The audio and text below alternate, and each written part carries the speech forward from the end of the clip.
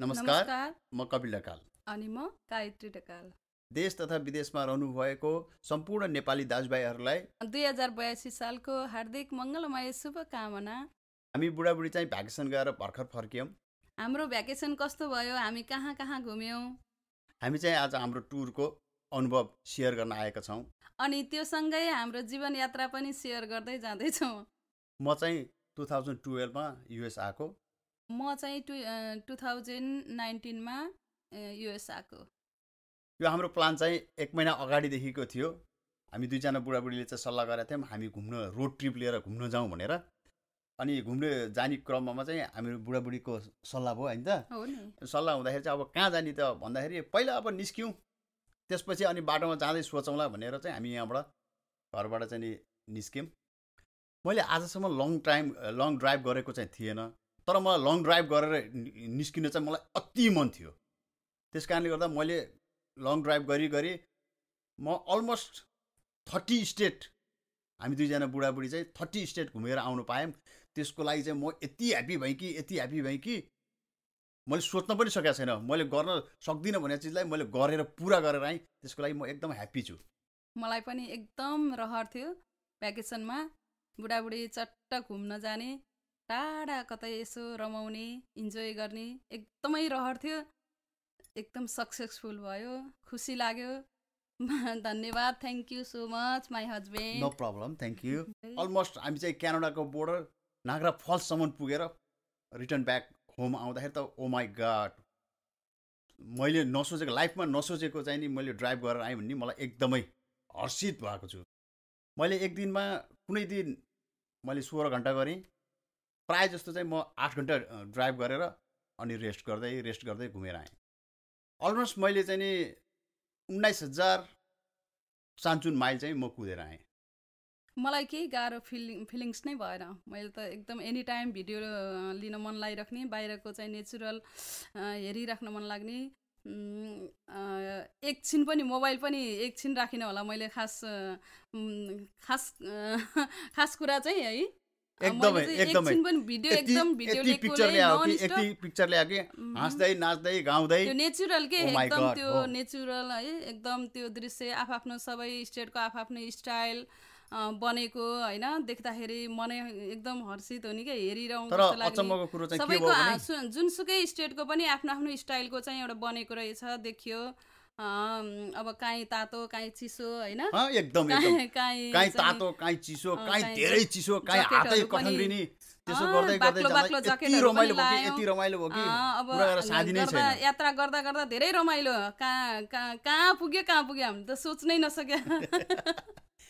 अचम्मै भयो।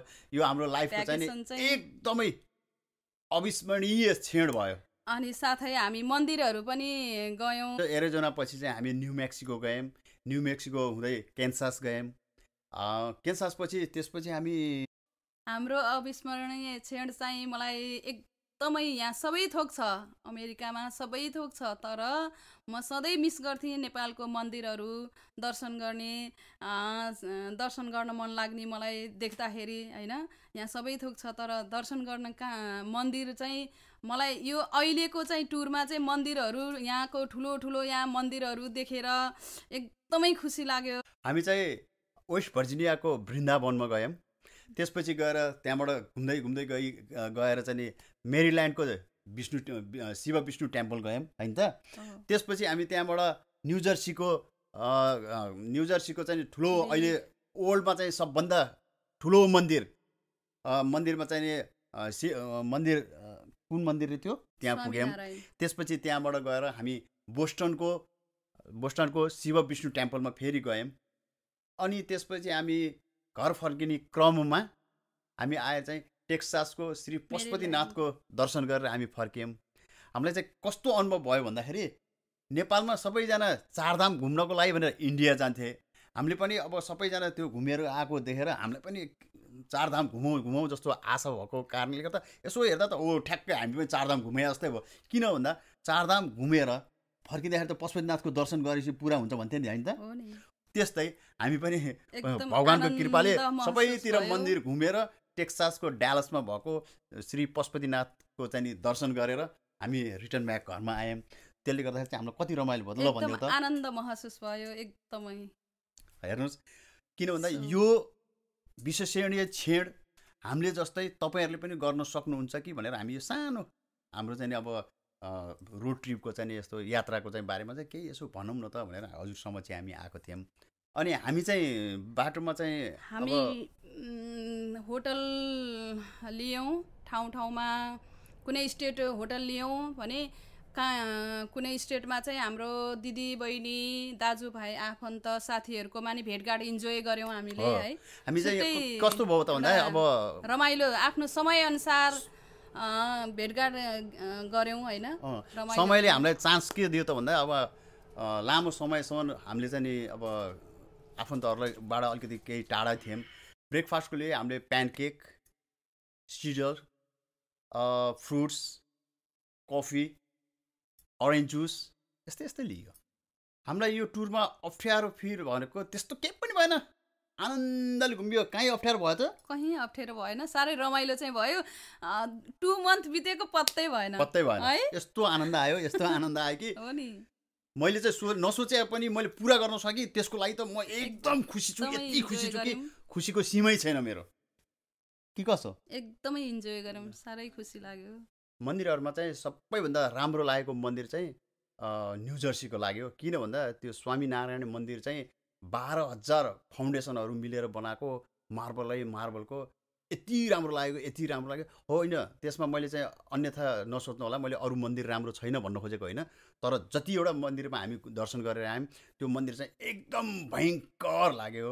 त्यसको साथसाथै आफ्नो नेपालको चाहिँ नि झल्को मेटाउने ड्यालसमा रहेको श्री पशुपतिनाथ मन्दिर पनि अति नै सुन्दर, अति नै सुन्दर, यति सुन्दर कि म चाहिँ अहिले अमेरिकामा छु तर मलाई पशुपतिनाथको झल्को मेटाइदियो होइन हामीलाई। एकदमै सेम पशुपतिनाथ जस्तै रमाइलो लाग्यो एकदमै। मलाई चाहिँ हुन त सबै स्टेट राम्रो छ, मैले अघि पनि भने होइन र अहिले पनि भन्दैछु सबै स्टेट राम्रो छ। तर पनि मलाई अलि बढी चाहिँ सिकागो डाउनटाउन चाहिँ साह्रै रमाइलो लाग्यो। सही हो, एकदमै रमाइलो लाग्यो है। एकदम। मलाई चाहिँ खोइ किन हो अब त्यो चाहिँ म पनि भन्न सक्दिनँ। तर पहिला धेरै बसेको कारणले गर्दा होला मलाई चाहिँ भर्जिनिया स्टेट चाहिँ एकदम राम्रो लाग्यो। मिस भयो? एकदमै मिस भयो। लाइफमा ट्राभल गर्न एकदमै इम्पोर्टेन्ट छ। ट्राभल किन गर्नुपर्छ भन्दाखेरि अब वर्ष दिनसम्म मरिमरि काम गरिन्छ, रिल्याक्स हुनु पर्यो। त्यसपछि नदेखेको ठाउँहरू देख्नु पर्यो होइन। अब हाम्रो स्टेट मात्रै कस्तो छ के छ हामीलाई त थाहा भयो, तर हाम्रो स्टेटभन्दा बाहिरको स्टेटहरू पनि कस्तो छ के छ भनेर हेर्नको लागि र वर्ष दिनभरिको थकाइ मेट्नको लागि ट्राभल गर्न एकदमै जरुरी छ। मलाई चाहिँ नायग्रा फल्स एकदमै राम्रो लाग्यो, रमाइलो लाग्यो। विन्टर भए पनि एकदमै रमाइलो। अनि मलाई चाहिँ मिजुरीको चाहिँ नि गेटवे आर एकदम राम्रो लाग्यो। त्यसपछि गएर सिकागोको होइन, सिकागोको त्यो टावर पनि यस्तो राम्रो लाग्यो कि ओ माय गॉड होइन, यति राम्रो थियो कि रमाइलो। त्यहाँ बोस्टनको नि राम्रो थियो, बोस्टनको टावर पनि एकदम राम्रो थियो, न्युयोर्कको टावर पनि एकदम राम्रो थियो। र गएर अर्को कहाँ थियो हामीले बोटिङ गरेका थियौँ नि, हो राइट, बोटिङ गरेको हामीले चाहिँ टेक्सासको पनि एकदमै राम्रो छ। सबैको आफ्नो एकदमै आफ्नो ठाउँको। तर त्यसमध्ये राम्रो भनेको एकदम अब यही नै हो राम्रो लागेको एकदमै। अमेरिकाको सबै ठाउँमा यस्तो राम्रो देखियो जहाँ कि बाटो छैन भन्ने ठाउँमा नि बाटो एकदम पुगेको छ।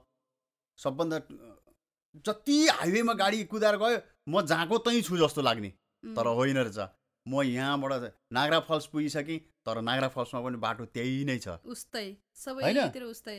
एउटा कुरा म के भन्न चाहन्छु भन्दा नि अब हाम्रो नेपालमा चाहिँ खास हाम्रो नेपाल एकदम राम्रो छ। सो कतै बाहिर यसो घुम्न जाउँ भन्दाखेरि है बाटो त्यहाँको कस्तो छ भनेर चाहिँ पहिल्यै दिमागमा सोच्नु पर्ने क्या। तर त्यो यहाँ ढुक्कै छ क्या, एकदमै यो चाहिँ मलाई एकदमै पर्फेक्ट लाग्यो यो कुरा चाहिँ। सही हो, त्यो चाहिँ किन भन्दा कहीँ खाल्डो छैन, ऊ छैन, केही छैन, आनन्दले यस्तो मजा कि होइन। सोचेको भन्दा राम्रो, एकदम रमाइलो भयो, सोचेको भन्दा बढी रमाइलो, एकदमै आनन्द आयो। सही हो, एकदम एकदमै।